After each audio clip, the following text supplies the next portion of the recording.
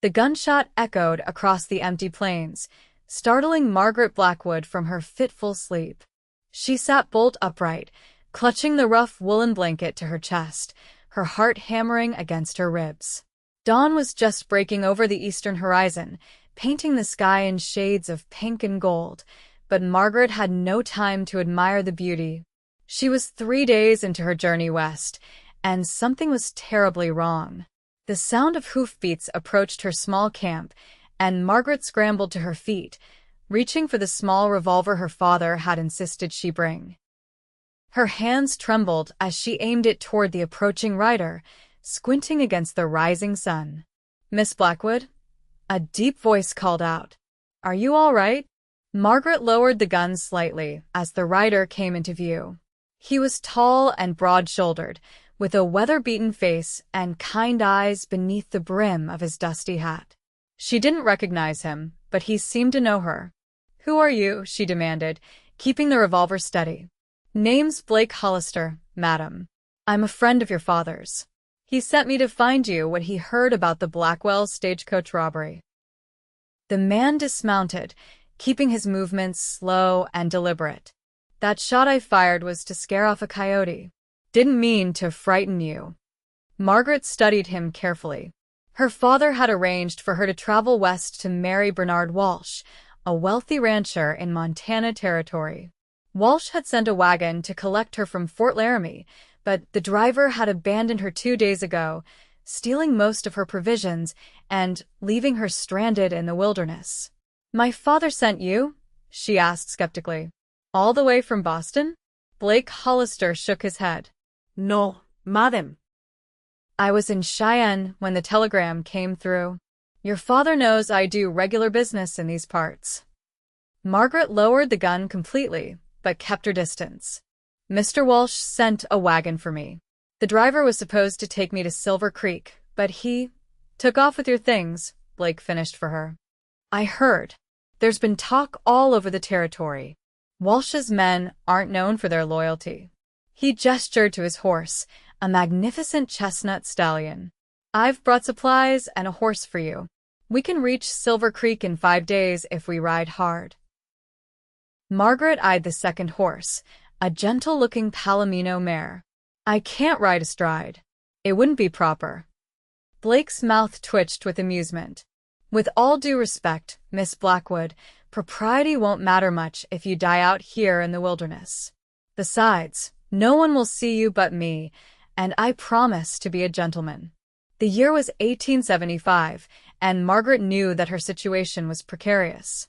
At 22, she had agreed to marry a man she'd never met because her father's shipping business was failing, and Bernard Walsh had offered a generous sum to secure her hand. She had little choice but to trust this stranger. "Very well, Mr. Hollister," she said, lifting her chin. "But I want you to know that I am engaged to be married, and I expect you to behave accordingly." "Of course, Miss Blackwood," Blake replied with a slight bow. "I'm just here to deliver you safely to your intended. Nothing more." As Margaret gathered her few remaining possessions, she couldn't help but notice how different Blake Hollister was from what she'd imagined her future husband would be.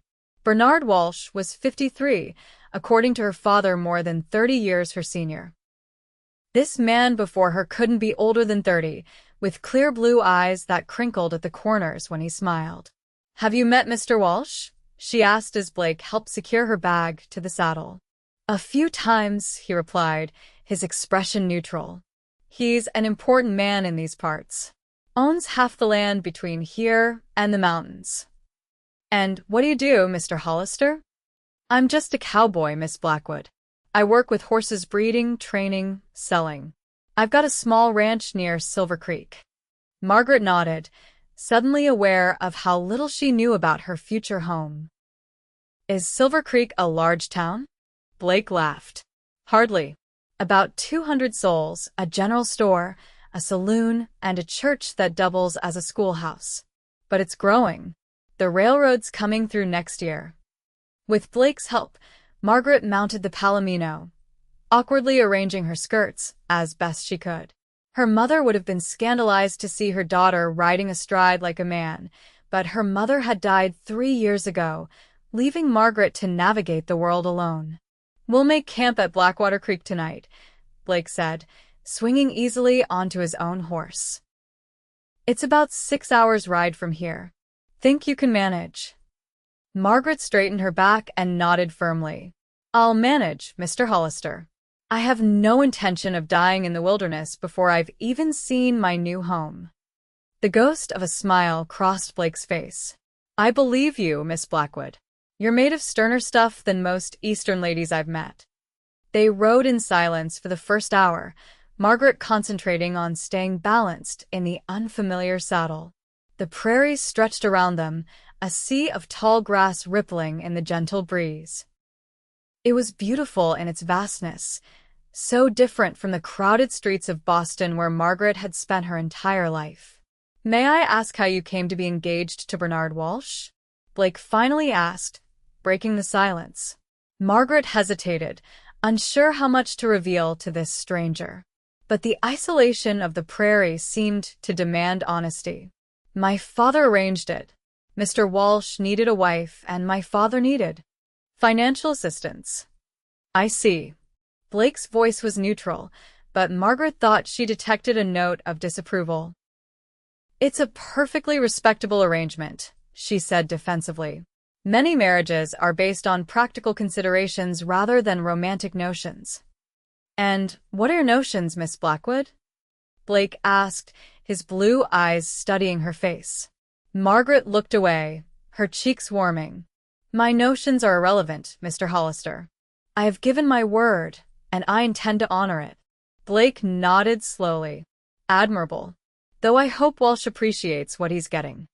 The sun climbed higher in the sky as they rode, and Margaret found herself grateful for the wide-brimmed bonnet that shielded her face. Her fair skin wasn't accustomed to such harsh sunlight, and already she could feel a tightness across her nose and cheeks that suggested sunburn. Around midday, Blake led them to a small stream where they stopped to rest the horses and eat a simple meal of jerky and hardtack. "Not exactly what you're used to, I imagine," Blake said, offering her a canteen of water. Margaret took a long drink before replying. "I'm adaptable, Mr. Hollister. My father may be a businessman, but we haven't lived in luxury for some time." Blake raised an eyebrow, but didn't comment further. Instead, he pointed to the horizon where dark clouds were gathering. "Storm's coming. We should reach Blackwater Creek before it hits, but we'll need to push the horses a bit." Margaret nodded, already dreading the prospect of more hours in the saddle. Her thighs and back ached from the unfamiliar position, but she was determined not to complain. They rode harder through the afternoon, the landscape gradually changing as they moved west. The flat prairie gave way to rolling hills dotted with pine trees, and in the distance, Margaret could see the faint outline of mountains. "Are those the Rockies?" she asked, momentarily forgetting her discomfort. Blake glanced back at her. "Just the foothills. The real mountains are still days away. Silver Creek sits in a valley just beyond that first range." The wind picked up as the storm approached, carrying the scent of rain. Margaret's horse grew skittish, tossing her head and sidling nervously. "Easy now," Blake called, moving his mount closer. "She's sensing the storm. Just keep a firm hand on the reins and talk to her gently." Margaret stroked the mare's neck, murmuring soothing words as she'd seen grooms do with nervous carriage horses in Boston. The Palomino calmed under her touch, and Margaret felt a small surge of pride. "You've got away with her," Blake observed. "Not many city folk have such a natural touch with horses." "I've always loved animals," Margaret admitted. "My father thought it unladylike, but my mother encouraged it. She grew up on a farm in Vermont." Blake smiled, a genuine expression that transformed his face. "Is that so? Perhaps you'll take to ranch life better than I expected." The first fat raindrops began to fall as they crested a hill and saw the creek below, a ribbon of silver winding through a stand of cottonwood trees. "There's an old trapper's cabin just beyond those trees," Blake said, urging his horse into a faster pace. "We can wait out the storm there." They reached the cabin just as the heavens opened, rain pouring down in sheets. Blake dismounted quickly and helped Margaret down, her legs nearly buckling as her feet touched the ground. He steadied her with strong hands on her waist, their faces suddenly close.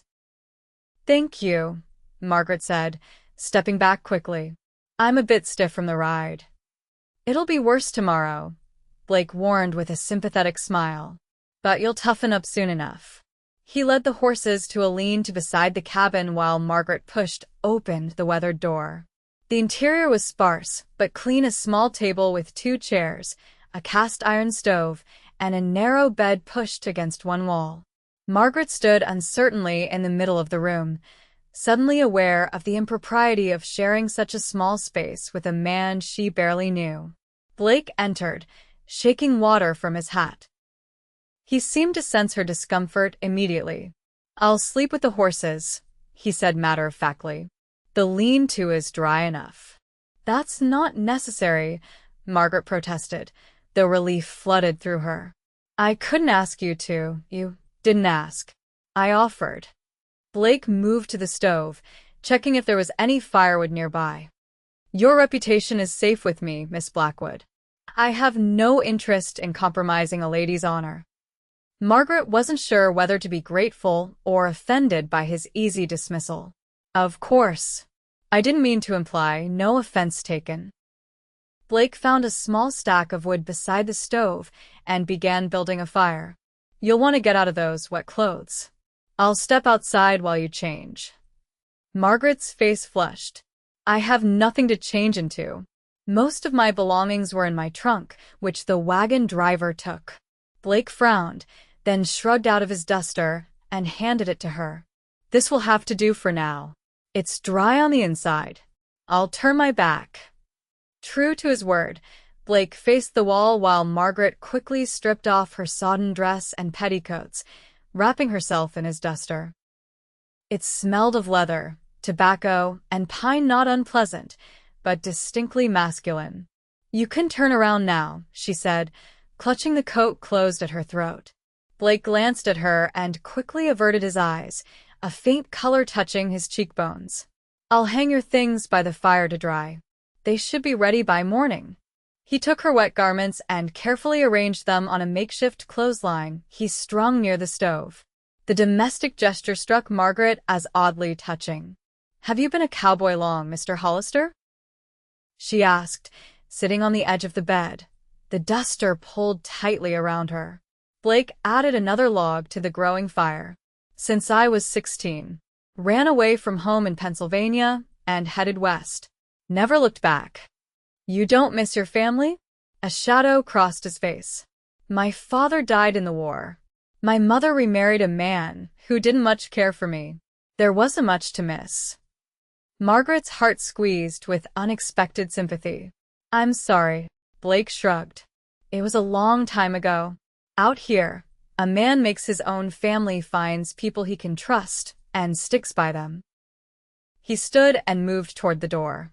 "I should check on the horses. Try to get some rest, Miss Blackwood. We've got a long ride tomorrow." Left alone, Margaret stretched out on the narrow bed, listening to the rain pound against the roof. She thought about Bernard Walsh, the man she was journeying to marry. Her father had shown her a daguerreotype, a stern-faced man with a thick beard and cold eyes. What would life be like as his wife? Would she find happiness in Silver Creek, or had she made a terrible mistake? Her thoughts drifted to Blake Hollister, with his kind eyes and easy manner. He was exactly the sort of man she might have fallen in love with, had circumstances been different. But circumstances weren't different, and in 5 days' time, she would be Mrs. Bernard Walsh. Margaret closed her eyes, pushing away thoughts of both men. She needed to rest. Tomorrow would bring another day of hard riding, and she needed her strength. The storm continued through the night, but Margaret slept soundly, exhausted from her journey. She woke to the smell of coffee and the sound of Blake moving quietly around the cabin. "Good morning," he said when he noticed her stirring. "Hope I didn't wake you. Your clothes are dry and I've made breakfast." Nothing fancy, just beans and biscuits. Margaret sat up, clutching the duster around her. Her hair had come loose during the night, cascading down her back in a tangled mass of auburn waves. "Thank you," she said, suddenly self-conscious about her disheveled appearance. "Could you step outside while I dress?" Blake nodded and disappeared through the door. Margaret quickly donned her dress, grimacing at the wrinkles and dirt stains. She did her best to tame her hair into a simple braid, wishing for a mirror and proper hairpins. When she emerged from the cabin, Blake was saddling the horses. The storm had passed, leaving behind a clear blue sky and air that smelled fresh and clean. "We should reach Elk Hollow by nightfall," Blake said, tightening the cinch on Margaret's saddle. "There's a widow there who takes in travelers. Mrs. Peterson. She'll give you a proper bed and maybe some spare clothes." "That sounds wonderful," Margaret admitted, "though I don't have much money to pay her." "Don't worry about that. I've helped her son with his horses a time or two. She'll do it as a favor to me." They ate a quick breakfast, and Margaret was surprised to find the simple food delicious after her days of near starvation. Blake watched with amusement as she eagerly accepted a second helping of beans. "A healthy appetite is a good thing in these parts," he commented. "Too many Eastern ladies starve themselves to stay fashionably thin." Margaret blushed. "My mother always said I had the appetite of a field hand. It wasn't considered a compliment in Boston society." "Well, you're not in Boston anymore." Blake's eyes crinkled at the corners. "Out here, a woman who can eat a proper meal is appreciated." They set off as the sun climbed above the horizon, the countryside glistening with raindrops. Margaret's muscles protested as she mounted the palomino, but she gritted her teeth against the discomfort. "Does she have a name?" Margaret asked, patting the mare's neck. "Buttercup," Blake replied, "on account of her color." "Hello, Buttercup," Margaret murmured, leaning forward to stroke the horse's mane. "Thank you for carrying me." Blake watched the interaction with a thoughtful expression. "Walsh has good horses. You'll be able to ride whenever you want, I expect." "Really? I assumed I would be confined to the house, managing the household." Blake shrugged. "Walsh's first wife died 5 years ago. He's been running the place with just a housekeeper since then.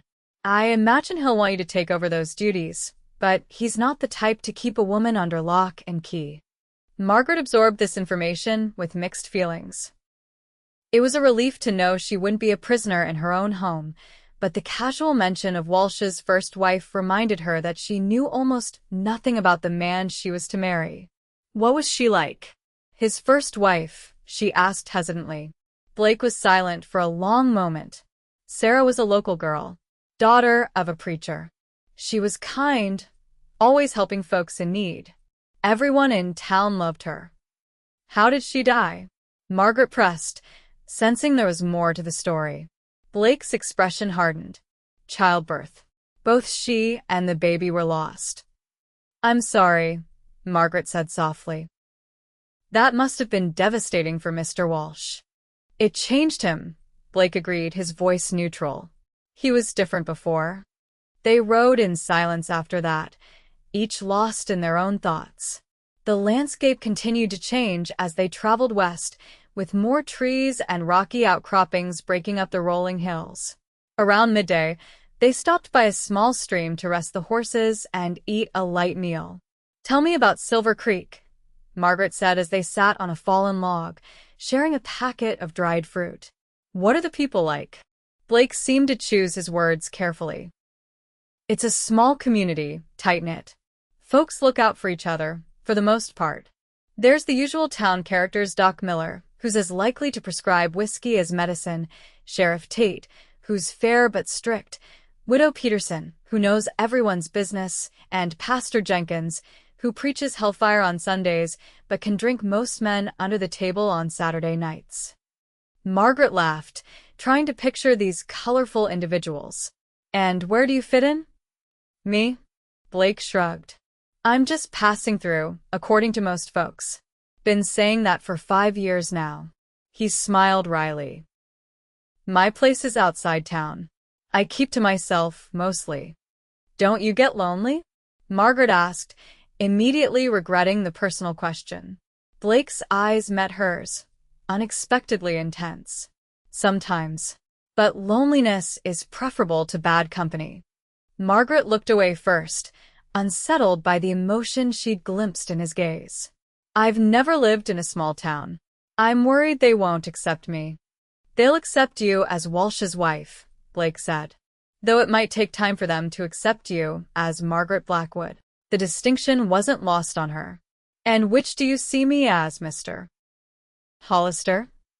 Blake stood, brushing crumbs from his pants. I haven't decided yet, Miss Blackwood. But I'm starting to think there's more to you than meets the eye. They continued their journey, the afternoon sun warm on their backs. Margaret found herself studying Blake as they rode the straight line of his shoulders, the confident way he sat in the saddle, the gentleness with which he treated the horses. He was nothing like the men she'd known in Boston, with their polished manners and carefully calculated words. Blake Hollister was direct, honest, and unrefined, yet there was a natural dignity about him that many of her father's associates lacked. As the sun began to dip toward the horizon, Blake pointed to a column of smoke rising in the distance. That's Elk Hollow. Mrs. Peterson's place is just on the edge of town. Elk Hollow proved to be little more than a cluster of buildings surrounding a dusty main street. A few curious faces turned to watch as Blake and Margaret rode through, whispers following in their wake. Word travels fast, Blake murmured. They already know who you are.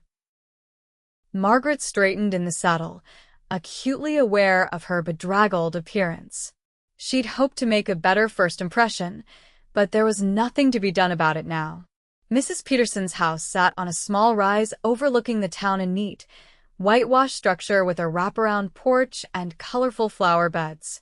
As they approached, the front door opened, and a plump, silver-haired woman emerged, wiping her hands on her apron.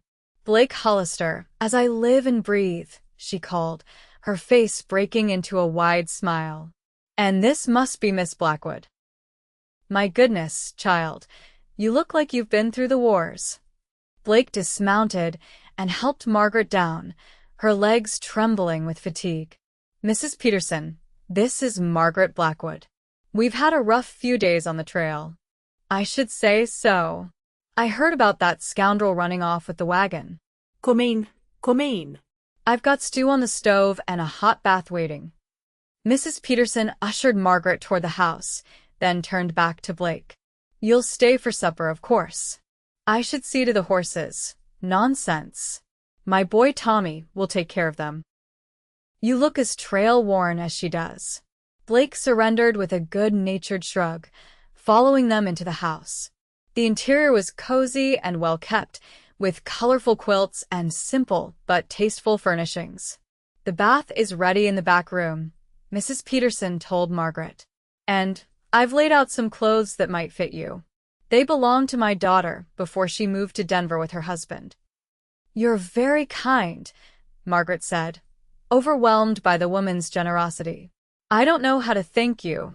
No thanks needed, child. Any friend of Blake's is a friend of mine. Besides, we women have to look out for each other in these parts. The bath was heavenly hot water scented with lavender, real soap, and a soft towel. Margaret soaked until the water cooled, washing away days of dust and worry. The borrowed dress was simple but clean, a pale blue calico that was slightly too large but serviceable. When she emerged, her hair still damp but neatly braided, she found Blake and Mrs. Peterson at the kitchen table, deep in conversation. They fell silent when she entered, exchanging a look that made Margaret suspect she had been the topic of discussion. There she is, Mrs. Peterson exclaimed. Feeling better, my dear? You look like a new woman. Much better, thank you, Margaret said, taking the offered seat. I can't remember when a bath felt so wonderful. Blake was watching her with an odd expression, surprise mingled with something else she couldn't identify. The dress suits you, he said simply. Mrs. Peterson served up bowls of rich venison stew and fresh bread, and Margaret found herself ravenously hungry despite their meal earlier in the day. The conversation flowed easily, with Mrs. Peterson dominating the talk with local news and gossip. "So you're to marry Bernard Walsh," she said eventually, fixing Margaret with a shrewd gaze. "That's quite a match." Margaret set down her spoon. "You know Mr. Walsh?" "Everyone knows Bernard Walsh. He owns half the county." Mrs. Peterson's tone was carefully neutral. "His first wife was a dear friend of mine." "Blake mentioned her," Margaret said quietly. "It sounds like her loss was deeply felt." Mrs. Peterson nodded, her eyes suddenly bright with unshed tears. "Sarah was an angel on earth. The whole town mourned when she passed." An uncomfortable silence fell over the table. Blake cleared his throat. "Margaret's had a long day, Martha. Perhaps we could save the town history for another time." Of course, of course." Mrs. Peterson rose and began clearing the dishes. "You must be exhausted, my dear. I've made up the guest room for you. And Blake, you can take Tommy's room. He's staying at his sweetheart's parents' place tonight." After helping with the dishes, Margaret excused herself, suddenly overwhelmed with fatigue. The guest room was small but comfortable, with a patchwork quilt on the bed and lace curtains at the window. She sank onto the mattress, relishing the feeling of being clean and well-fed. A soft knock at the door startled her. "Yes, it's Blake," came the quiet response. "May I speak with you for a moment?" Margaret hesitated, then moved to open the door. Blake stood in the hallway, hat in hand, looking uncharacteristically uncertain. "I wanted to make sure you're all right," he said. "Martha can be a bit overwhelming." "She's been very kind," Margaret replied. "I'm grateful for her hospitality." Blake nodded. "She's a good woman." But He paused, seeming to struggle with his words. "She knew Sarah Walsh well. She might have opinions about Bernard that are colored by that friendship." Margaret studied his face, sensing there was something he wasn't saying. "Do you share those opinions, Mr. Hollister?" "It's not my place to have opinions about your marriage, Miss Blackwood." "That's not an answer." A muscle twitched in Blake's jaw. "No, it's not." he took a step back. "Get some rest. We have another long day tomorrow." Before she could press him further, he turned and walked away, leaving Margaret with more questions than answers. She closed the door slowly, her mind racing. What was Blake not telling her about Bernard Walsh? Was there something she should know before she committed herself to this marriage? Sleep was a long time coming that night, despite her comfortable bed and physical exhaustion. When Margaret finally drifted off, her dreams were troubled flashes of a stern-faced man with cold eyes, alternating with images of Blake Hollister riding away, leaving her behind. She woke to the sound of roosters crowing and the smell of coffee and bacon. For a moment, she was disoriented, then remembered she was in Mrs. Peterson's guest room. Sunlight streamed through the lace curtains, suggesting it was later than their usual departure time. Margaret dressed quickly in her own clothes, which Mrs. Peterson had somehow managed to clean and press overnight. She found her hostess in the kitchen, humming as she tended to a skillet of eggs. "Good morning, child. I was beginning to think you'd sleep the day away. Not that I'd blame you, you must have been exhausted." "What time is it?" Margaret asked anxiously. "We usually set out at dawn." "It's just past 8. Blake said to let you sleep. He's out in the barn with Tommy, looking at a lame horse." Mrs. Peterson set a plate of eggs and bacon before her. "Eat up now. Can't travel on an empty stomach." Margaret ate quickly, her mind on the journey ahead. They still had 3 days of travel before reaching Silver Creek, and every delay meant postponing the inevitable meeting with her fiancé. She found Blake in the barn, deep in conversation with a young man who must have been Tommy Peterson. Both men looked up as she entered. "Good morning," Blake said. "Sleep well?" "Yes, thank you," Margaret replied, though it wasn't entirely true. Shouldn't we be on our way? Blake nodded. Just about ready. Tommy here has been telling me about some trouble on the trail ahead. The young man, a freckle-faced youth of perhaps 19, bobbed his head. Yes, madam. There's been reports of bandits near Eagle Pass. Robbed a stagecoach 2 days ago. Margaret's stomach clenched with anxiety. Is there another route we can take? Blake shook his head. Not without adding 2 days to our journey. But Tommy's given me some advice on a less traveled path through the pass. We should be fine if we're careful. They set out an hour later, with fresh supplies from Mrs. Peterson and 2 pistols Tommy had insisted they take, just in case. Margaret had exchanged her impractical riding habit for a split skirt Mrs. Peterson had altered for her overnight, making the ride considerably more comfortable. You look like a proper frontier woman now, Blake commented as they left Elk Hollow behind. Just need a hat to complete the picture. As if on cue, he reached into his saddlebag and produced a wide-brimmed hat similar to his own. Borrowed this from Tommy. Said his sister left it behind when she got married. Margaret accepted the hat with surprise, settling it on her head. It fit perfectly, shielding her face from the sun. Thank you. That was thoughtful. Blake shrugged. Can't have you getting sunstroke. Walsh wouldn't thank me for delivering his bride with a peeling nose. The mention of Bernard Walsh dampened Margaret's spirits. After the warmth and kindness she'd experienced at Mrs. Peterson's, the prospect of marrying a stranger seemed more daunting than ever. Blake, she said hesitantly, using his first name without thinking. What's Bernard Walsh really like? Please be honest with me. Blake was silent for so long that Margaret thought he might not answer. When he finally spoke, his voice was careful, measured. Bernard Walsh is a powerful man who built his ranch from nothing. He's respected in these parts, if not exactly liked. He's fair in his business dealings but hard on those who cross him. He doesn't drink to excess or gamble away his money. Blake paused. Those are all good qualities in a husband, I suppose. But, Margaret prompted, hearing the unspoken reservation. Blake sighed. But he's not an easy man, Margaret. He expects things to be done his way, and he's not one for compromise. Sarah was. She was gentle, yielding. She knew how to handle him. I don't know if he broke off, shaking his head. It's not my place to say these things. You'll form your own opinions soon enough. Margaret absorbed his words, anxiety coiling in her stomach. My father said Mr. Walsh is looking for a mother for his children. But you mentioned his baby died with Sarah. A strange expression crossed Blake's face. Walsh has 3 children from his first marriage, 2 boys and a girl. The oldest is 15, the youngest 7. Margaret stared at him in shock. He has children? Why didn't anyone tell me this? I assumed you knew, Blake said, clearly surprised by her reaction. The children live with their Aunt Sarah's sister in Denver most of the year. They come to the ranch for summers and holidays.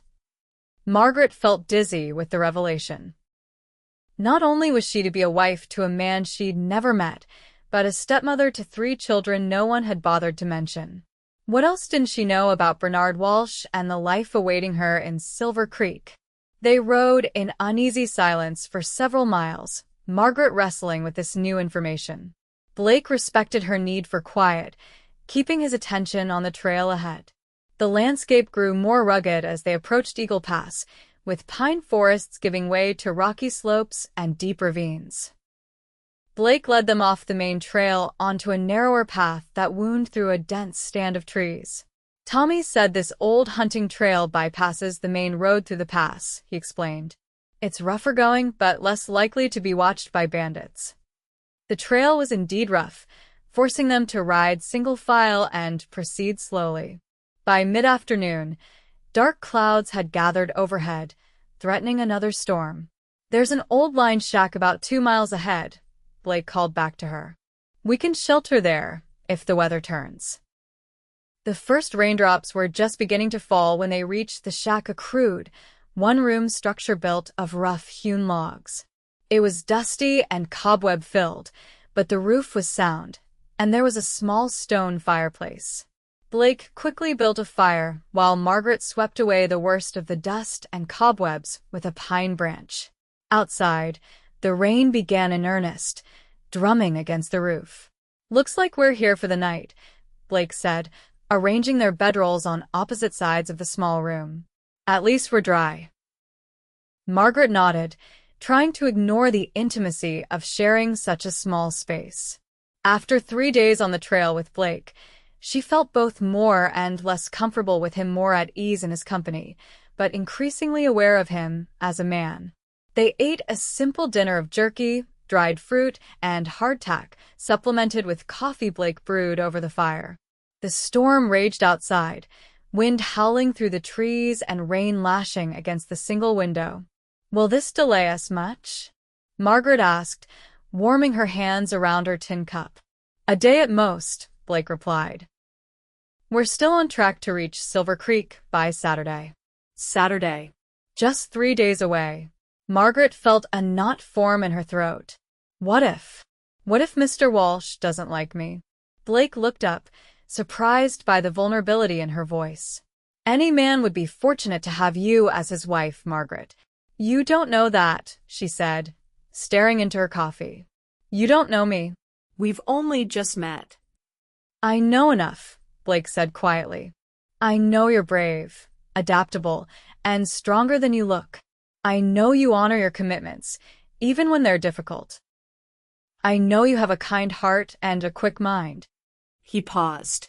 Bernard Walsh would be a fool not to appreciate those qualities. Margaret felt a warmth that had nothing to do with the fire. "Thank you," she whispered. "That's very kind of you to say." Blake looked away, his expression unreadable in the flickering light. Just speaking the truth. They fell silent, listening to the storm. Margaret found herself studying Blake's profile, the strong line of his jaw, the slight cleft in his chin, the way his eyelashes cast shadows on his cheeks in the firelight. She wondered what it would be like to be married to a man like him instead of Bernard Walsh, a man who saw her as she truly was, who valued her strength rather than her obedience.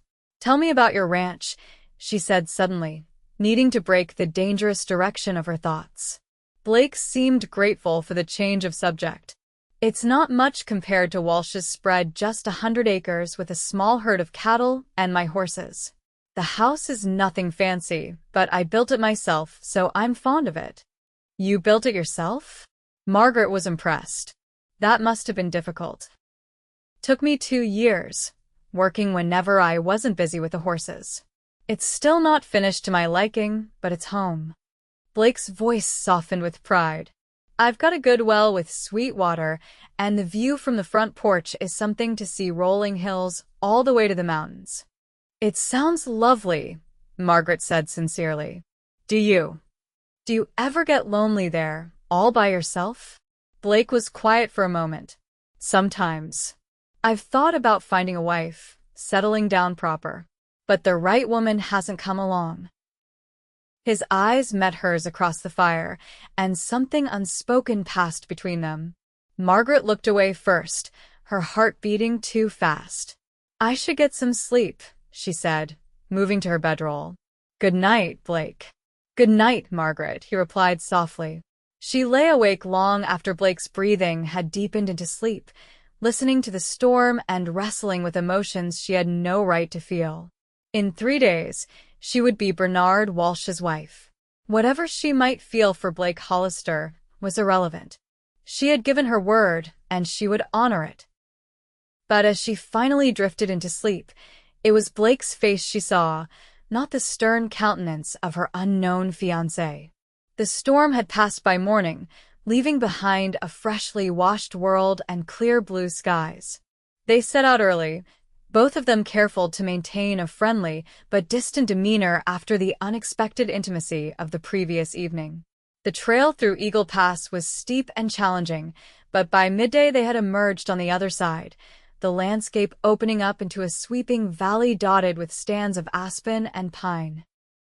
"That's Silver Creek Valley," Blake said, pointing to the ribbon of water that wound through the center of the valley. Walsh's ranch is on the far side, near those foothills. Margaret gazed at the valley that would soon be her home, trying to imagine her life there. It was undeniably beautiful, with the snow-capped mountains forming a majestic backdrop against the blue sky. The town is about 10 miles south of here, Blake continued. We'll reach Junction Creek by nightfall. From there, it's just a day's ride to Silver Creek. Junction Creek proved to be even smaller than Elk Hollow, just a general store, a livery stable, and a boarding house run by a taciturn woman named Mrs. Winters. Unlike Mrs. Peterson, she asked no questions and offered no conversation, simply showing them to their rooms and informing them that supper would be served at 6. The boarding house was clean but sparse, with thin walls and hard beds. Margaret could hear every creak and footstep as other guests moved about. She changed into her cleanest dress for supper, determined to make a better impression than she had in Elk Hollow. The dining room held only one long table, where all guests ate together. Besides Margaret and Blake, there were 4 other travelers, 2 cattle buyers from Kansas City, a land surveyor, and a young woman traveling to Silver Creek to become the new schoolteacher. Miss Emily Taylor, the young woman introduced herself, extending a gloved hand to Margaret. I'm so pleased to meet another lady traveler. Are you also bound for Silver Creek? Yes, Margaret replied, warming to the friendly young woman. I'm Margaret Blackwood. I'm to be married to Mr. Bernard Walsh. Emily's eyes widened. Mr. Walsh? The rancher? Oh my. That's quite impressive. There was something in her tone that made Margaret uneasy. Do you know him? Only by reputation, Emily said quickly. I've been corresponding with the town council about the teaching position for months. Mr. Walsh is mentioned frequently, as he's the primary benefactor of the school. Blake, seated across from them, was watching the exchange with a guarded expression. Miss Taylor, how long will you be staying in Silver Creek? He asked, smoothly changing the subject. I've signed a contract for 1 year, with an option to renew, Emily replied. I'm quite looking forward to it. I've always wanted to teach in the West. The conversation turned to more general topics: the weather, the challenging mountain trails, the growing settlements in the territory. Margaret noticed that Blake was careful to steer the talk away from Bernard Walsh whenever his name arose, and her unease grew. After supper, while Blake went to check on the horses, Margaret found herself alone with Emily on the small porch of the boarding house. Miss Taylor, she said hesitantly, may I ask you something? Of course, the young woman replied. And please call me Emily. Emily, then. You seemed surprised when I mentioned my engagement to Mr. Walsh. Is there something about him I should know? Emily looked uncomfortable. It's not my place to speak ill of a man I've never met, especially one who's funding the school where I'll be teaching. Please, Margaret pressed. I'm traveling to marry a man I've never met. Anything you can tell me would be helpful.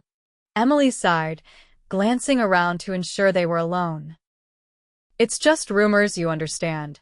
But they say Mr. Walsh was not kind to his first wife, that he has a temper, that she was afraid of him. She touched Margaret's arm. But gossip is often exaggerated, especially about powerful men. I'm sure there's no truth to it. Margaret felt cold despite the warm evening. Thank you for your honesty, she said quietly. Emily squeezed her hand. I'm sure everything will be fine. And if you ever need a friend in Silver Creek, you'll know where to find me. Blake returned as Emily was bidding Margaret goodnight. He must have read something in her expression, for his own face darkened. What did she tell you? He asked without preamble. That Bernard Walsh has a temper. That his first wife was afraid of him. Margaret searched Blake's face. Is it true? Blake's jaw tightened. Sarah was a timid woman by nature. Walsh is forceful. It wasn't a good combination. And is that why you've been so reluctant to tell me about him? Because you think I'm making a mistake. Blake ran a hand through his hair, clearly frustrated. It's not my place to interfere in your engagement, Margaret. But if you were my friend, you would tell me the truth, she insisted. If I were just your friend, maybe I would, Blake said, his voice low and intense. But I'm the man your father trusted to deliver you safely to your fiancé. I gave my word, even if it means delivering me to an unhappy marriage. Blake took a step closer, close enough that Margaret could see the conflict in his eyes. What would you have me do? Tell you to break your engagement? Take you back east? Or perhaps... He trailed off, shaking his head. Perhaps what? Margaret whispered. For a moment, she thought he might touch her, might say the words that hovered unspoken between them. Instead, he stepped back. Get some rest, Margaret. We have one more day on the trail tomorrow. He turned and walked away, leaving her alone with her tumultuous thoughts. Margaret slept poorly that night, her dreams haunted by a faceless man with angry eyes and cruel hands. She woke feeling more exhausted than when she'd gone to bed, her mind no clearer about what she should do.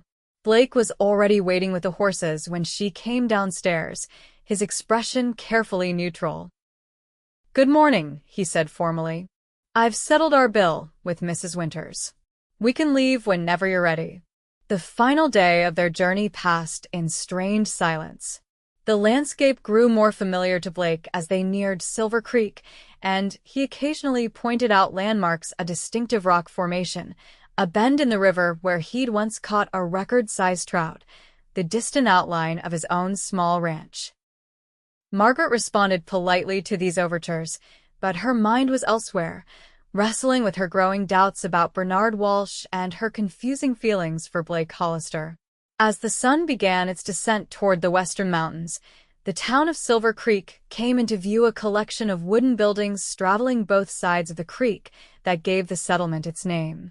It was larger than Margaret had expected, with at least a dozen businesses lining the main street and neat houses spreading outward. That's the church where you'll be married, Blake said, pointing to a white-painted building with a small steeple. And there's the school, where Miss Taylor will be teaching. Margaret nodded, her throat too tight for words.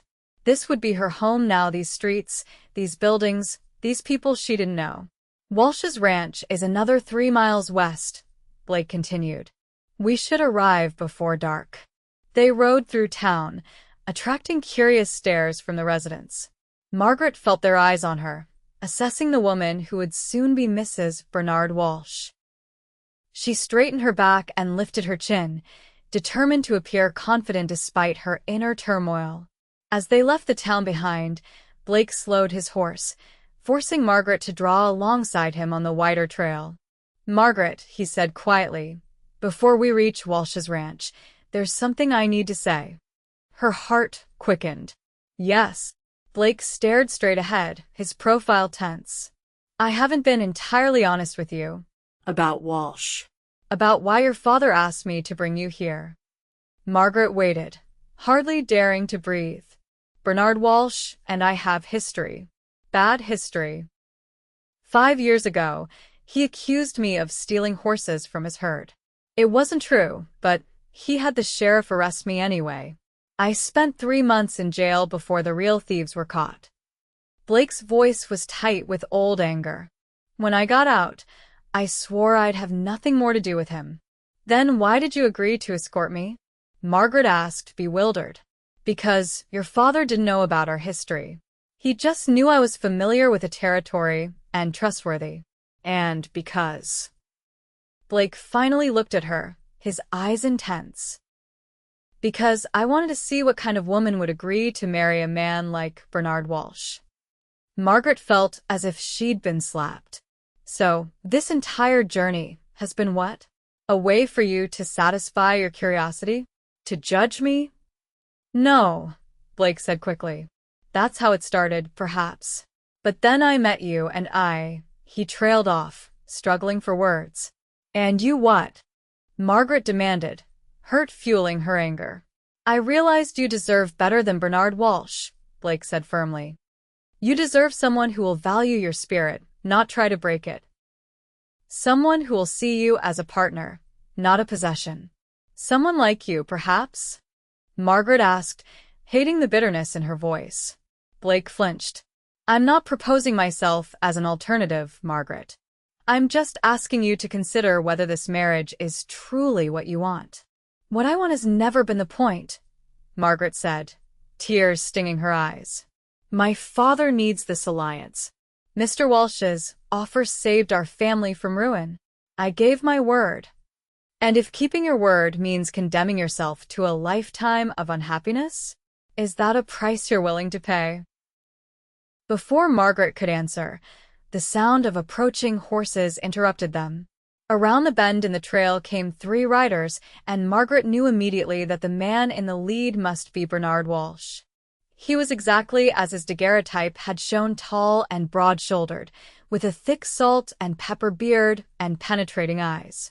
He sat his horse with the confidence of a man accustomed to command, his expensive clothes and fine saddle speaking of wealth and status. Miss Blackwood, he called as he approached, his voice deep and resonant. We've been expecting you these past 2 days. I was beginning to worry. Margaret felt Blake stiffen beside her, but forced herself to smile. Mr. Walsh, I apologize for the delay. The weather has not been kind to travelers. Walsh's eyes moved from Margaret to Blake, and his expression hardened. Hollister, I wasn't expecting to see you again in these parts. Just doing a favor for Margaret's father, Blake replied, his tone carefully neutral. Ensuring his daughter arrived safely. Walsh's gaze lingered on Blake for a moment longer before returning to Margaret, softening slightly. Well, you're here now, and that's what matters. My housekeeper has prepared a welcome dinner, and the guest room is ready for you. He gestured to the 2 men accompanying him. These are my ranch hands, Tom and Charlie. They'll take your bags. Margaret nodded to the men, suddenly overwhelmed by the finality of the moment. She was here. This was happening. In 2 days, she would be Mrs. Bernard Walsh. I should be going, Blake said, not looking at Margaret. It's getting late, and I've got a long ride to my place. Nonsense, Walsh said with forced joviality. You've brought my bride safely to me. The least I can do is offer you a meal and a bed for the night. The invitation was clearly for appearance's sake only, and Margaret could see that Blake knew it. For a moment, she thought he would refuse, but then he nodded stiffly. Thank you. That's generous of you. The Walsh ranch was impressive, a sprawling main house built of stone and timber, with several outbuildings, corrals, and a bunkhouse for the ranch hands. Everything was meticulously maintained, from the freshly painted fences to the well-tended garden surrounding the house. Mrs. Finch, the housekeeper, greeted them at the door, a thin, severe woman with sharp eyes that missed nothing. She showed Margaret to a large, well-appointed guest room on the 2nd floor, explaining that it would become her permanent bedroom after the wedding. Mr. Walsh keeps separate quarters, she said matter-of-factly. He'll visit you when he desires company. The blunt statement left Margaret speechless. She had expected to share a room with her husband, as her parents had. The arrangement Mrs. Finch described seemed cold, impersonal. The children's rooms are down the hall, Mrs. Finch continued, oblivious to Margaret's discomfort. They'll be arriving from Denver next week. Mr. Walsh thought it best they not be present for the wedding festivities. I see, Margaret managed. And how many children are there? Mrs. Finch gave her an odd look. 3, of course. Thomas is 15, William is 12, and little Mary is 7. Surely Mr. Walsh mentioned them in his letters. Yes, of course, Margaret lied, unwilling to admit that her fiancé had never written to her personally. All communication had been between Walsh and her father. I just wanted to confirm. Mrs.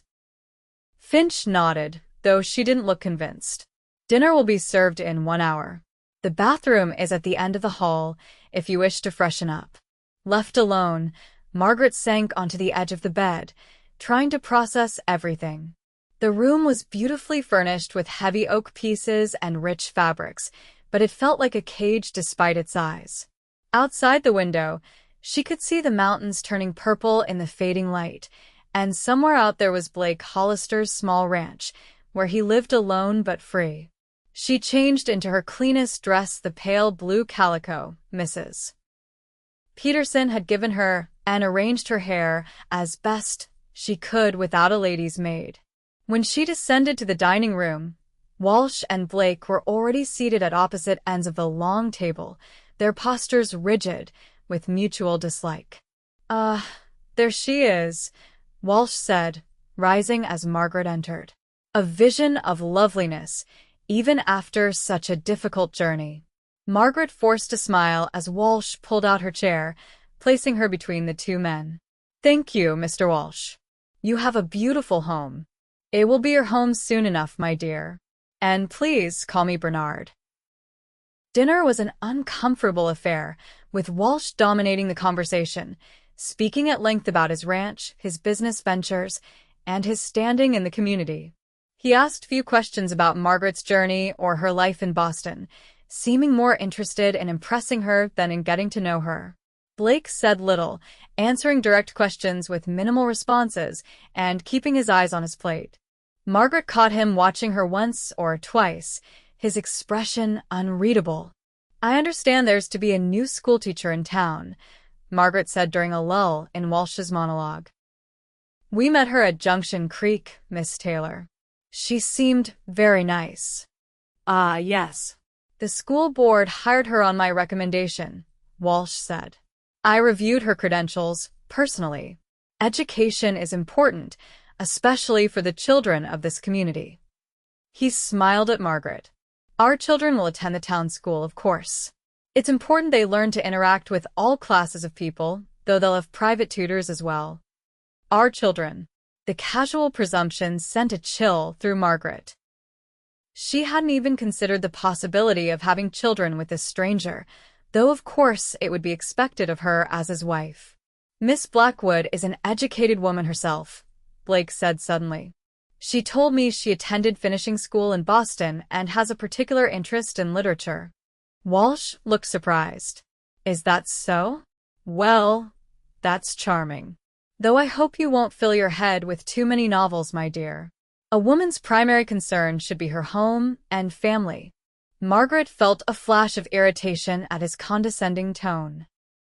"I believe a well-read woman makes a better companion and mother, Mr. Walsh. My own mother taught me that education enriches rather than detracts from domestic life." A flicker of something annoyance? Respect? Crossed Walsh's face. "Your mother sounds like a wise woman. I look forward to meeting your parents when they arrive for the wedding." Margaret set down her fork. "My parents won't be attending, Mr. Walsh. My father's business requires his presence in Boston, and my mother passed away 3 years ago." Walsh frowned. "Your father didn't mention that in his letters." "I'm sorry for your loss." He didn't sound particularly sorry. "Well, no matter. Mrs. Finch has arranged everything for the ceremony. Pastor Jenkins will officiate, and I've invited the most prominent families in the area to attend." As the meal progressed, Margaret found herself growing increasingly uncomfortable with Bernard Walsh. There was nothing overtly wrong with him. He was polite, articulate, and clearly prosperous. But there was a coldness about him, a sense that he viewed her as an acquisition rather than a person. She caught Blake watching her again, and this time their eyes met. She saw concern there, and something else that made her heart beat faster. She looked away quickly, afraid that Walsh might notice the exchange. After dinner, Walsh invited them to join him in the study for brandy. Blake declined, citing fatigue from the journey. "Mrs. Finch will show you to your room," Walsh told him curtly. "We breakfast at 7. Blake nodded, then turned to Margaret. "Good night, Miss Blackwood. Thank you for allowing me to escort you on your journey." "Thank you, Mr. Hollister," Margaret replied formally, though her eyes conveyed more than her words. "I'm grateful for your protection and company." A muscle twitched in Blake's jaw, but he said nothing more, simply bowing slightly before following Mrs. Finch from the room. Alone with Walsh in the study, Margaret perched uncomfortably on the edge of a leather armchair while her fiancé poured himself a generous measure of brandy. He did not offer her a drink. "So, Miss Blackwood," he said, settling into a chair opposite her. "Now that we're alone, I'd like to discuss my expectations for our marriage." Margaret steeled herself. "Yes, Mr. Walsh? Bernard, please." He sipped his brandy. "I'm a straightforward man, Margaret. I believe in clear understanding between husband and wife. I will provide you with every comfort, every luxury. In return, I expect loyalty, obedience, and discretion." "Discretion?" Margaret echoed, unsure of his meaning. Walsh's eyes narrowed slightly. "This is a small community. As my wife, your behavior will reflect on me. I expect you to comport yourself with dignity at all times. No gossip, no frivolous socializing with unsuitable persons, no involving yourself in matters that don't concern you." Margaret felt a flare of indignation. "And who decides what matters concern me, Mr. Walsh?" "I do, of course." He said it so matter-of-factly that Margaret was momentarily speechless. "As for the children, they will be your primary responsibility when they're in residence." Their mother was overly indulgent. They need a firmer hand. "I see," Margaret said, struggling to keep her voice even. "And what of my own interests? My own pursuits?" Walsh looked genuinely puzzled. What pursuits would those be? "You'll have a household to manage, children to oversee, and social obligations as my wife. Isn't that enough to occupy a woman?" Margaret thought of her mother, who had managed a household while also volunteering at a hospital, participating in a literary society, and advocating for women's education. "Some women find fulfillment in additional activities, Mr. Walsh." "Some women aren't married to men of my position," Walsh countered smoothly. "But I'm not unreasonable, Margaret. Once you've proven yourself capable of managing your primary duties, we can discuss hobbies that might be appropriate." The condescension in his tone made Margaret's cheeks burn. This was the man she had agreed to marry, a man who viewed her as little more than a decorative accessory and a caretaker for his children. "It's getting late," she said, rising from her chair. "If you'll excuse me, I'm quite tired from the journey." Walsh stood as well, setting down his empty glass. "Of course. We have much to do tomorrow, final preparations for the wedding, introductions to important members of the community." He moved closer, reaching out to take her hand. "I'm pleased with my choice, Margaret. You'll make a suitable wife." A suitable wife. Not a beloved companion, not a cherished partner, just suitable.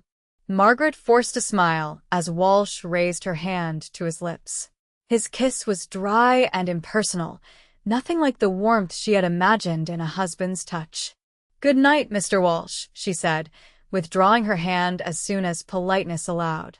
"Bernard," he corrected again, his tone holding a hint of impatience. "Bernard," she echoed dutifully, hating the taste of his name on her tongue. As she climbed the stairs to her room, Margaret's mind raced. Could she really go through with this marriage? Bind herself for life to a man who saw her as little more than a possession? But what choice did she have? Her father's business, her family's future, depended on this alliance. And then there was Blake Hollister, who would be gone by morning, returning to his small ranch and his solitary life. Blake, who looked at her as if she were something precious, something rare. Blake, who had shown her kindness, respect, and understanding throughout their journey. Margaret closed her bedroom door and leaned against it, tears stinging her eyes. She had never felt more alone. Sleep eluded her that night. She lay awake, listening to the unfamiliar sounds of the house, the tick of the grandfather clock in a hall, the creak of timbers settling, the distant howl of a coyote in the hills. When she did drift off, her dreams were troubled, filled with images of Blake riding away while she called after him, her voice swallowed by the wind. She woke at dawn, exhausted but resolved. She would speak to Bernard Walsh today, explain that she couldn't marry him, that she needed more time. Surely he would understand. He was a businessman, after all. He wouldn't want an unwilling wife. Margaret dressed quickly in the riding clothes Mrs. Peterson had given her, her fingers fumbling with unfamiliar buttons. She would find Blake before he left, ask his advice, perhaps even ask for his help in returning to Boston. The house was quiet as she descended the stairs, the early morning light casting long shadows across the polished floors. She was halfway to the front door when Mrs. Finch emerged from the kitchen, a tea towel in her hands. "Miss Blackwood, you're up early. Breakfast won't be ready for another hour." "I thought I'd get some fresh air," Margaret said, striving for a casual tone. "Is Mr. Hollister awake yet?" Mrs. Finch's thin lips pressed into an even thinner line. "Mr. Hollister left at first light. Said he had business to attend to at his ranch." Margaret felt her heart sink. "I see. Thank you, Mrs. Finch." She continued to the door, needing to escape the oppressive atmosphere of the house. Outside, the morning was crisp and clear, the mountains etched sharply against the blue sky. Margaret walked to the corral where several horses grazed, including Buttercup, the Palomino mare she had ridden from Fort Laramie. "Hello, girl," she murmured, stroking the horse's soft nose. "I wish we could just ride away together. Find Blake and—" And what? Ask him to marry her instead? The thought was absurd. She barely knew Blake Hollister. Just because he had been kind to her, just because he made her heart race with a single look, didn't mean he had any interest in making her his wife. Making friends with the livestock? Margaret turned to find Bernard Walsh watching her from the gate of the corral, already dressed for the day in a crisp white shirt and dark vest. "Good morning, Mr. Bernard," she corrected herself. "Yes, I've grown quite fond of Buttercup during our journey." Walsh nodded approvingly. "She's a good mare. Steady, reliable. I bred her myself." He opened the gate and came to stand beside Margaret. "I heard Hollister left early. Probably for the best. There's bad blood between us." "So I gathered," Margaret said carefully. "He mentioned there was a misunderstanding about some horses." Walsh's expression darkened. "It was no misunderstanding. Hollister was caught with my property. The fact that the real thieves were eventually found doesn't change what he did. But if he was innocent, a jury found him guilty," Walsh interrupted. "And even after he served his time, he's continued to hold a grudge, turning honest men against me, spreading lies about my business practices." He fixed Margaret with a stern look. "I trust you won't maintain any contact with him after we're married." It wasn't a question, but a command. Margaret felt a flare of rebellion. "Mr. Hollister was kind enough to escort me safely across dangerous territory. I owe him my gratitude, at the very least." Walsh's eyes narrowed. "Your loyalty is to me now, Margaret. I won't have my wife associating with a man who has publicly maligned me." He softened his tone slightly. "It's for your own protection. Hollister is not the gentleman he pretends to be." Before Margaret could respond, Mrs. Finch appeared at the back door, calling that breakfast was ready. Walsh offered his arm, and Margaret took it reluctantly, allowing him to escort her back to the house. Breakfast was a strained affair, with Walsh outlining the day's schedule: a visit to the church to finalize wedding arrangements, a meeting with the dressmaker who had been engaged to alter a wedding gown on short notice, introductions to prominent townspeople at a luncheon Walsh had arranged. "I've invited Pastor Jenkins to join us for dinner this evening," Walsh concluded. "He'll want to speak with you about the marriage ceremony, of course, and to ensure you understand the sacred duties of a wife." Margaret pushed her eggs around her plate, her appetite gone. The weight of her situation pressed down on her, making it hard to breathe. This man, this house, this life, none of it was what she wanted. But what choice did she have? The day passed in a blur of activity. The town of Silver Creek welcomed her with curious stares and polite greetings, everyone eager to meet the woman who had captured Bernard Walsh's interest. The dressmaker clucked and fussed over her, making rapid alterations to a gown that had once belonged to Sarah Walsh, a fact that made Margaret's skin crawl. Through it all, she found herself scanning the streets for a glimpse of Blake Hollister, but he was nowhere to be seen. Had he truly left for his ranch, or was he avoiding her? The thought that she might never see him again sent a pang through her heart. By the time they returned to the ranch for dinner with Pastor Jenkins, Margaret was exhausted and increasingly desperate. The pastor proved to be a Dar man with firm views on wifely submission and the natural order of marriage. The good book tells us that the husband is the head of the wife, as Christ is the head of the church, he intoned over dessert. A virtuous woman understands her place in God's design. Indeed, Walsh agreed, nodding approvingly. Margaret comes from a good Christian family. She understands the sacred covenant of marriage. Margaret said nothing, pushing her untouched pie around her plate. Her mind was elsewhere, frantically searching for a way out of her predicament. After the pastor left, Walsh escorted Margaret to the foot of the stairs. "You should rest," he said, his tone softer than usual. "Tomorrow is our wedding day. I want you to look your best." "Bernard," Margaret began hesitantly, "I wonder if perhaps we might postpone the wedding." Just for a short while. "To give us time to become better acquainted." Walsh's expression hardened. "Postpone? Impossible. Everything is arranged. The pastor, the guests, the celebration. It would cause a scandal. But surely a brief delay, no." The word was final, brooking no argument. "Your father and I have an agreement, Margaret. The contracts are signed. The wedding will proceed as planned." He took her hand, his grip just shy of painful. "I've been patient with your exhaustion today, but I expect you to fulfill your obligations tomorrow with a smile and proper enthusiasm. Is that clear?" Margaret felt cold fear wash over her. This was the real Bernard Walsh, not the polite suitor who had courted her father with letters and gifts, but a man accustomed to absolute obedience. "Yes, Bernard," she said, forcing the words past the lump in her throat. "I understand." He released her hand, his expression softening slightly. "Good. Now get some rest. Tomorrow is an important day for both of us." Margaret climbed the stairs slowly, each step feeling like lead.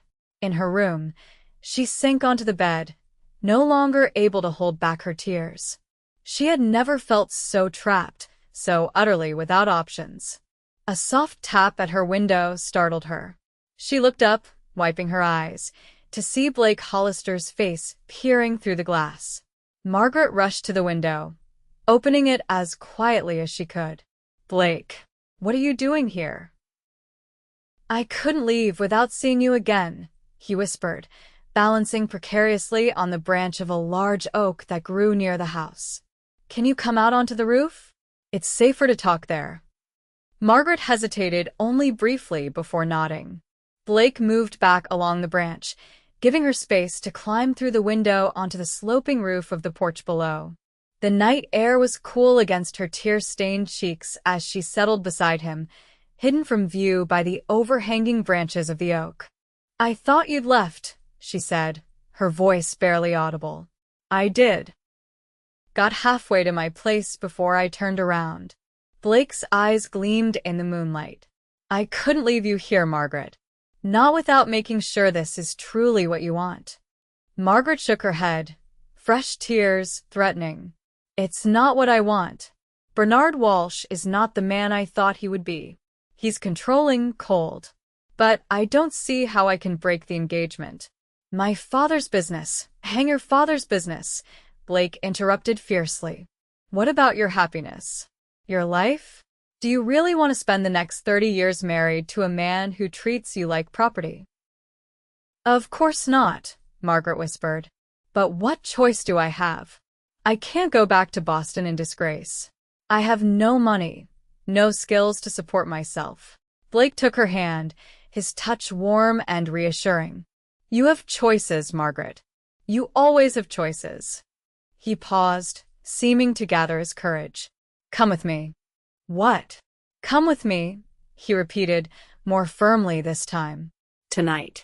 We'll take the horses and be over the mountains before Walsh even realizes you're gone. Margaret stared at him, hardly daring to believe what she was hearing.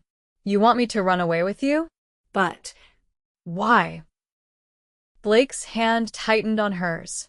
Because in 5 days on the trail, I've come to know you better than Walsh ever will. Because I can't bear the thought of you trapped in a loveless marriage to a man who doesn't deserve you. Because... He took a deep breath. Because I think I'm falling in love with you, Margaret Blackwood. The words hung in the night air, honest and vulnerable. Margaret felt her heart swell with a joy so intense it was almost painful.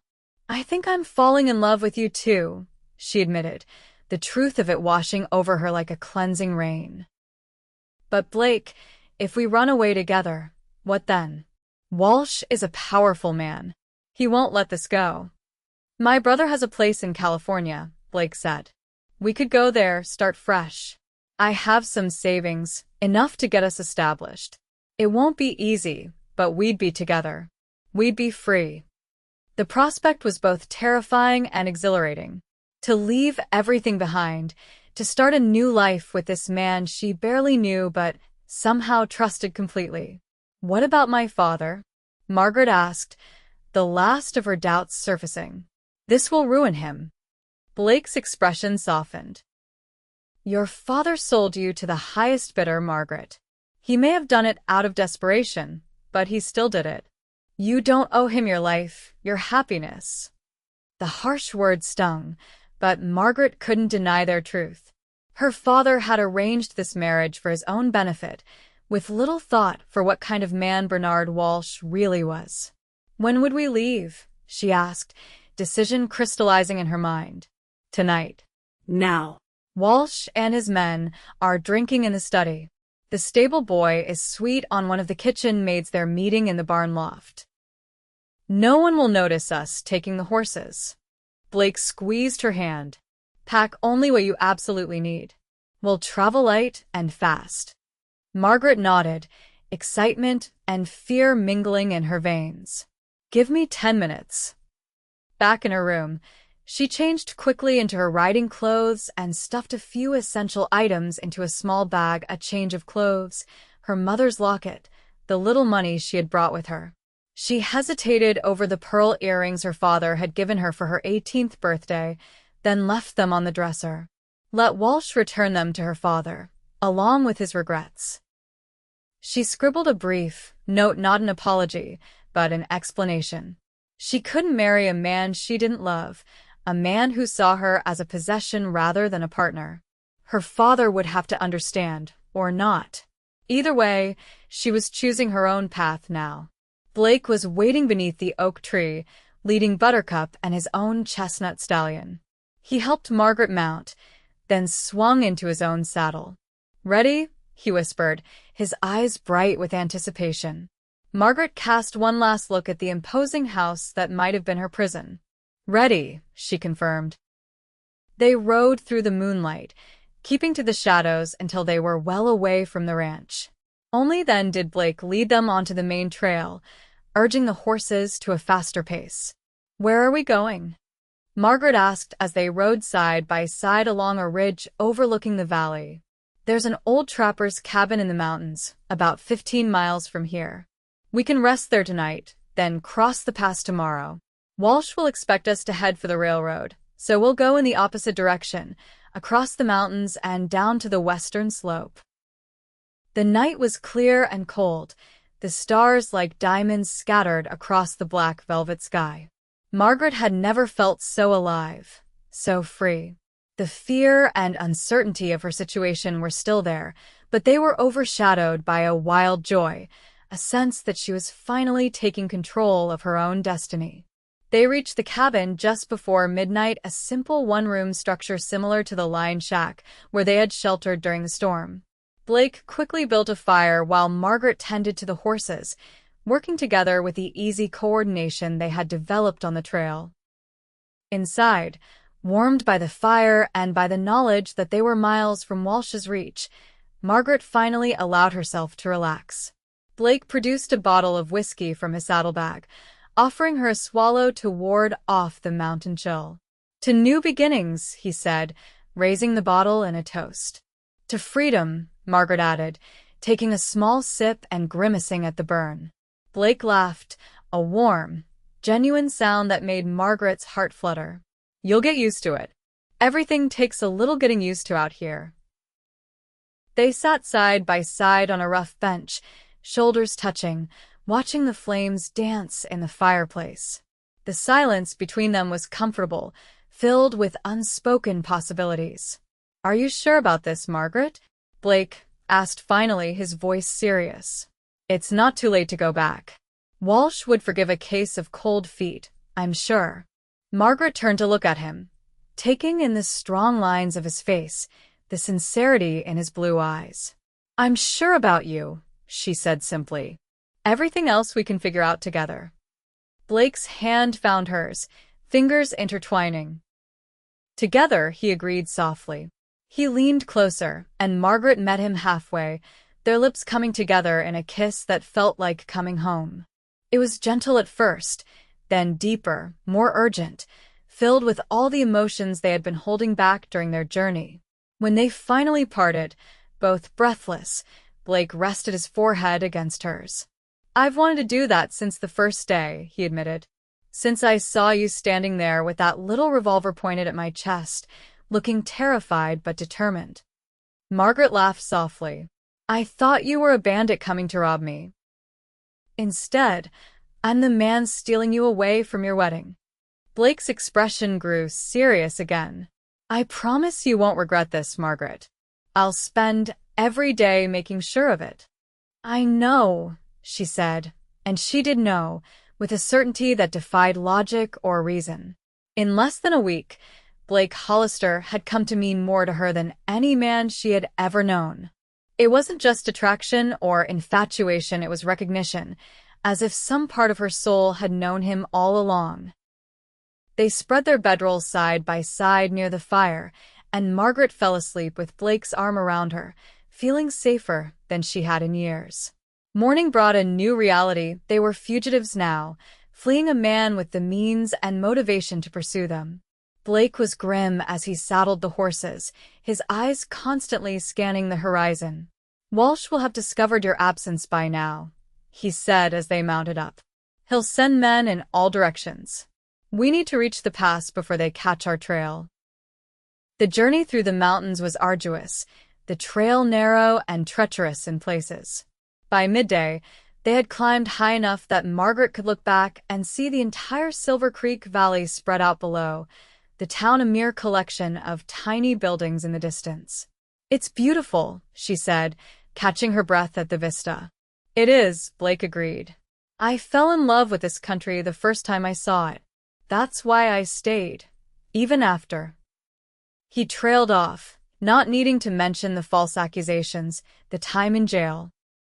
They pushed on, stopping only when necessary to rest the horses. By late afternoon, they had reached the summit of the pass, a windswept saddle between two towering peaks. "From here, we descend into Pine Valley," Blake explained. "My brother's place is 3 days' ride beyond that. Once we're over the mountains, we'll be outside Walsh's territory. He has less influence on the western slope." As they started down the other side of the pass, Margaret felt a weight lift from her shoulders. They had done it. They had escaped. But her relief was short-lived. As they rounded a bend in the trail, they found their path blocked by 3 mounted men, rifles drawn. "That's far enough, Hollister," called the lead rider Tom, one of Walsh's ranch hands who had met them on the trail the day before. "Mr. Walsh wants his bride back." Blake moved his horse slightly in front of Margaret's, his hand dropping to the pistol at his hip. "She's not his bride, Tom. She's a free woman who's made her choice." Tom snorted. "Tell that to Mr. Walsh. He's offering $100 to the man who brings you in, dead or alive, and $50 for the safe return of Miss Blackwood." "Please," Margaret said, her voice steady despite her fear. "Tell Mr. Walsh that I'm sorry for any embarrassment I've caused him, but I cannot marry him. It's my decision, not Mr. Hollister's." The men exchanged glances, clearly uncomfortable with the situation. They had expected to confront a kidnapper and a hysterical woman, not a calm, determined couple. "Mr. Walsh isn't going to like that answer, madam," Tom said, his tone almost apologetic. "He's not a man who takes rejection well." "Then he'll have to learn," Blake said firmly. "Now move aside and let us pass." For a tense moment, no one moved. Margaret held her breath, terrified that violence would erupt. Then, unexpectedly, Tom lowered his rifle. "I didn't sign up for forcing a woman to marry against her will," he said, gesturing for his companions to stand down.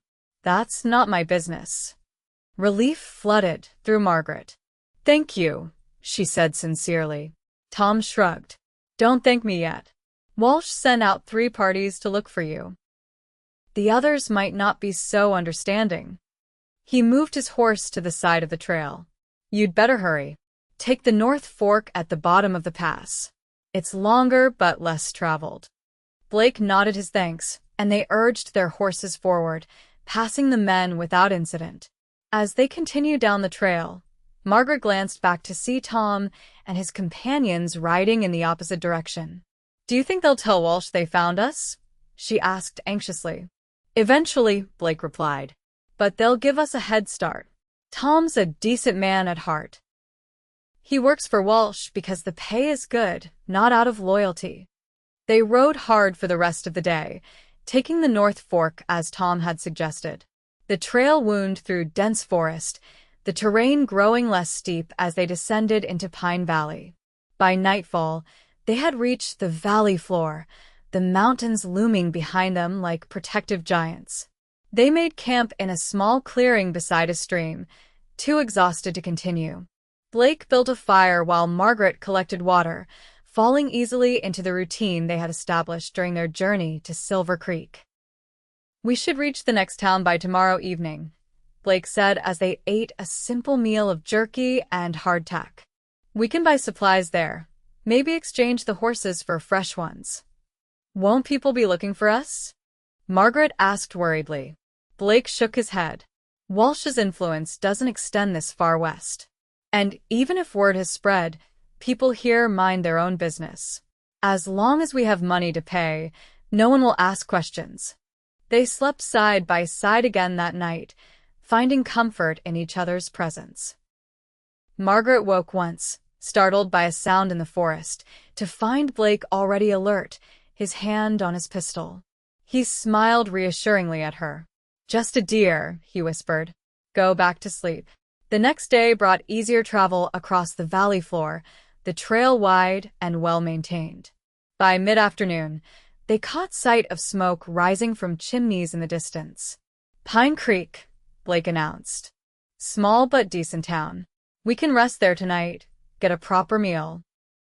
The town consisted of a single main street with the usual establishments: general store, saloon, livery stable, and a small hotel. Blake led them directly to the hotel, securing a room while Margaret waited with the horses, her hat pulled low over her face. The room was simple but clean, with a real bed and a washstand with a mirror. Margaret nearly wept at the sight of it. After days on the trail, the prospect of washing with hot water and sleeping on a mattress seemed like unimaginable luxury. "I'll go buy supplies while you rest," Blake told her, kissing her forehead gently. "Lock the door behind me." Left alone, Margaret took full advantage of the hot water, scrubbing herself clean and washing her hair. She changed into her spare set of clothes, grateful that she had thought to include them in her hasty packing. When Blake returned, he carried not only supplies but a new dress for Margaret, a practical garment of sturdy brown cotton with a matching jacket. "It's not fancy," he said almost apologetically, "but it'll serve better on the trail than what you have." Margaret touched the fabric, moved by his thoughtfulness. "It's perfect. Thank you." They ventured out for dinner at the hotel's small dining room, both tense and watchful. But no one paid them any particular attention, just another couple passing through, Nothing remarkable in a town accustomed to travelers. Over their meal, Blake shared more about his brother's place in California. Jason has a small ranch near Sacramento. Good land, plenty of water. He's been asking me to join him for years, set up a horse breeding operation together. And now you will, Margaret said. With me. Blake reached across the table to take her hand. With you. If that's still what you want. Margaret squeezed his fingers. It is. More than anything. They returned to their room early, both eager for a good night's sleep in a real bed.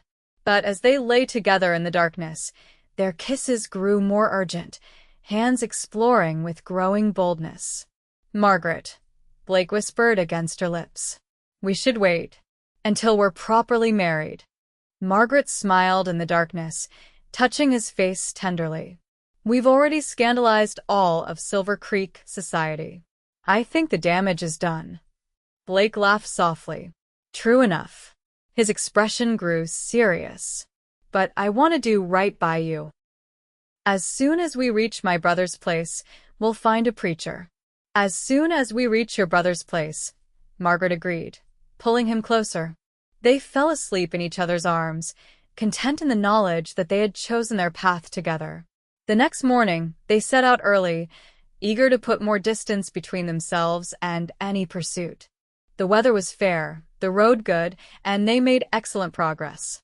By the third day, they had crossed into California, the landscape changing subtly, the forests giving way to rolling hills covered in golden grass.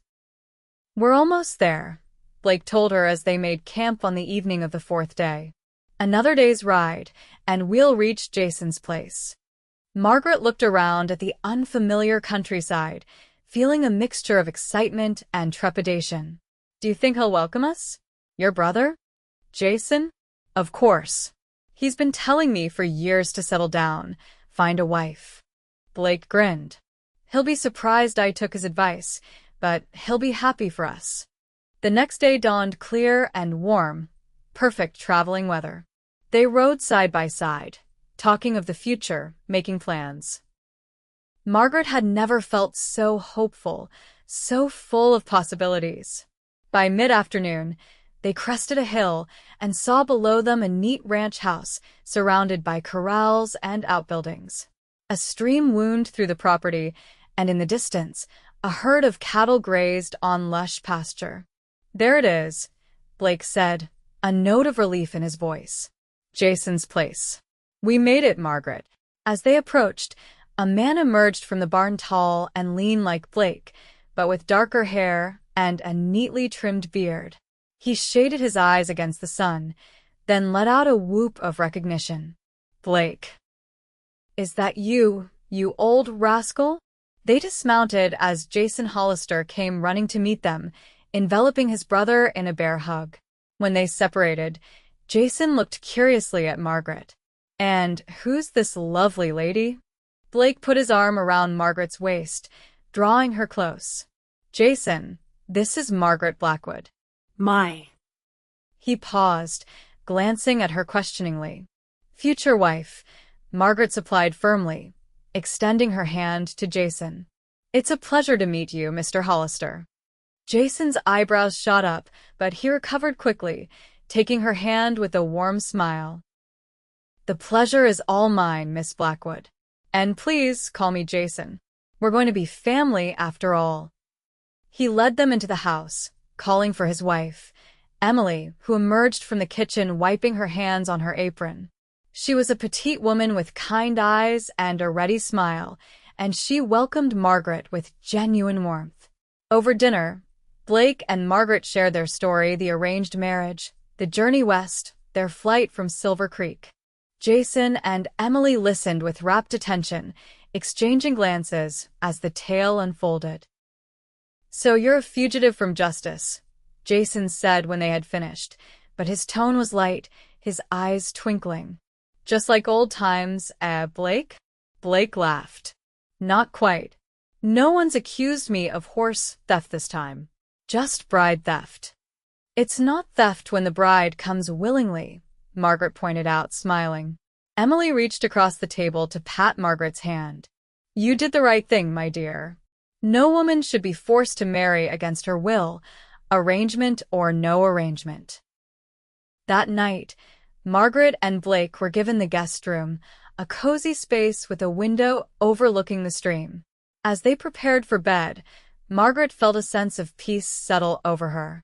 They were safe here, among family who accepted them without judgment. Happy? Blake asked, coming up behind her as she stood at the window, wrapping his arms around her waist. More than I ever thought possible, she replied honestly, leaning back against his chest. Thank you for rescuing me. Blake turned her to face him. You rescued yourself, Margaret. I just provided the horse. She laughed softly, remembering the title of a penny novel. She had once read something about a cowboy and a horse. The man I was promised to send a wagon, she mused. The cowboy sent a horse. And which do you prefer? Blake asked, his eyes warm with love. Margaret wrapped her arms around his neck. The horse, definitely. And the cowboy, who came with it. Their wedding took place 2 weeks later, a simple ceremony in the garden behind Jason and Emily's house. The local pastor officiated, and neighbors from surrounding ranches came to celebrate with them. Margaret wore a new dress that she and Emily had sewn together, and Blake wore a new shirt and his cleanest jeans. They exchanged vows beneath an arch of wildflowers, promising to love, honor, and cherish each other for all their days. When the pastor pronounced them husband and wife, Blake kissed her with a tenderness that brought tears to her eyes. The celebration lasted well into the evening, with music, dancing, and plenty of good food.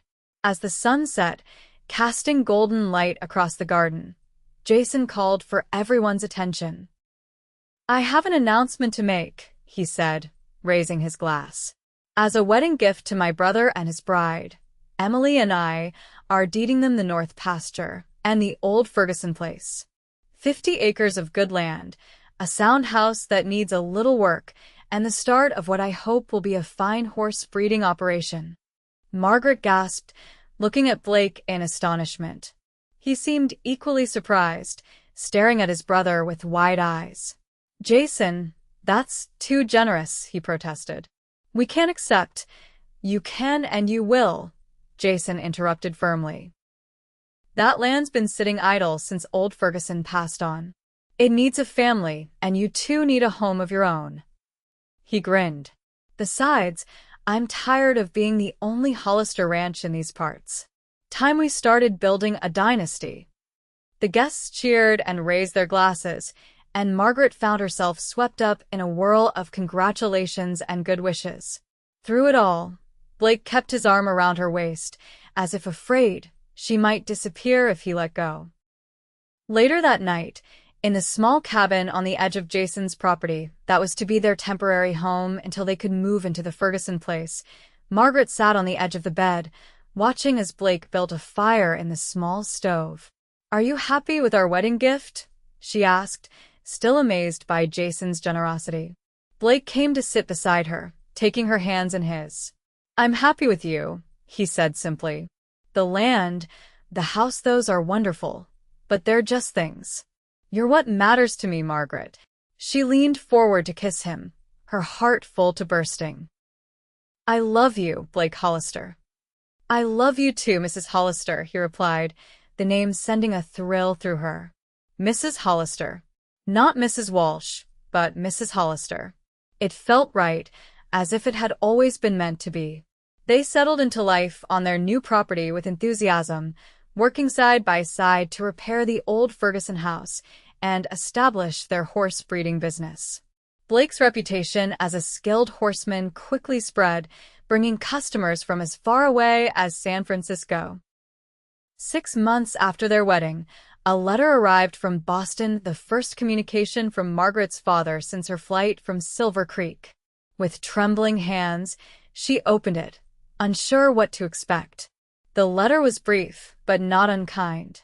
Her father expressed his initial anger and disappointment at her actions, but admitted that he had since heard troubling reports about Bernard Walsh's treatment of his first wife. He wrote that Walsh had eventually married the widow of a neighboring rancher, a match that seemed better suited to both parties. Most importantly, her father wrote that he missed her and hoped that someday she might forgive him for his part in the arranged marriage. He enclosed a bank draft for a substantial sum, her mother's inheritance, which he had been holding in trust. "He wants to visit," Margaret told Blake that evening as they sat on the porch of their newly renovated home. "Next spring, if we're amenable." Blake took her hand, his thumb tracing gentle circles on her palm. "Are we amenable?" Margaret considered the question. The anger she had felt toward her father had faded over the months, replaced by understanding. He had done what he thought was best, even if his judgment had been clouded by financial desperation. "Yes," she decided.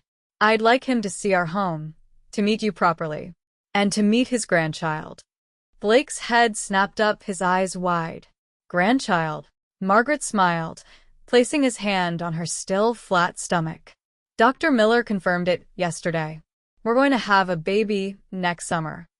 Blake let out a whoop of joy, lifting her from her chair and spinning her around on the porch. "A baby?" "Oh, Margaret." Their laughter echoed across the twilight landscape, a sound of pure happiness that seemed to embody all they had found together: love, family, home. 5 years later, Margaret sat on the porch of the Hollister ranch house, watching as Blake led their 4-year-old daughter, Sarah, around the corral on her first pony. The little girl's delighted giggles carried on the summer breeze, bringing a smile to Margaret's face. At her breast, their 3-month-old son, James, nursed contentedly, his tiny hand curled around her finger. The sound of hoofbeats drew her attention to the road, where a rider approached at a leisurely pace. "Papa's here," Sarah called, spotting her grandfather before Margaret did. Sure enough, Jonathan Blackwood dismounted at the gate, looking much healthier than he had during his first visit 3 years ago. Retirement from the shipping business had been good for him, as had reconciliation with his daughter. "There's my favorite granddaughter," he called, entering the corral to sweep Sarah up in his arms. "And my favorite grandson," he added, coming to the porch to peer at little James. "How was your journey?" Margaret asked, rising to kiss her father's cheek. "Uneventful, thank goodness. The railroad makes it easier every year." Jonathan settled into a rocking chair, accepting the glass of lemonade Margaret offered. "And how are things here? The horse business prospering?" "Better than ever," Blake replied, joining them on the porch after settling Sarah with her toys in the yard. "We sold 3 colts to the Army last month, and there's a buyer from Denver interested in our entire spring foal crop." Jonathan nodded approvingly. "I always said you had a good head for business, Blake. I'm glad to see I was right." The easy camaraderie between her husband and her father still amazed Margaret. After an initially wary meeting, the two men had discovered a mutual respect that had gradually deepened into genuine affection. As the afternoon wore on, Margaret sat contentedly among her family, nursing her son while watching her daughter play. Blake and her father discussed horses and politics, their voices a comforting backdrop to the domestic scene. She thought back to that day 5 years ago when Blake Hollister had appeared on the trail, sent by her father to escort her to a marriage that would have been a prison. How different her life would have been if she had married Bernard Walsh as planned, if Blake hadn't shown her that she had choices, that she deserved happiness. "Penny for your thoughts, my love," Blake said, noticing her contemplative expression. Margaret smiled, reaching out to take his hand. "I was just thinking about how fortunate I am. How one decision, one moment of courage, changed everything." Blake raised her hand to his lips, pressing a kiss to her palm. "The best decision I ever made was turning my horse around that night, coming back for you. And the best decision I ever made was climbing out that window," Margaret replied softly. From his rocking chair, Jonathan cleared his throat. "And the best decision I ever made was sending Blake to escort you, even if that wasn't quite how I expected things to turn out." They all laughed, the sound mingling with the chirping of birds and the distant lowing of cattle, the soundtrack of their life together on the ranch they had built with love and determination. As the sun began to set, painting the sky in shades of pink and gold, Margaret leaned against Blake's shoulder, contentment filling her heart. The man she had been promised had sent a wagon, but the cowboy had sent a horse, and in choosing the horse, she had found not just freedom, but a love that would last a lifetime.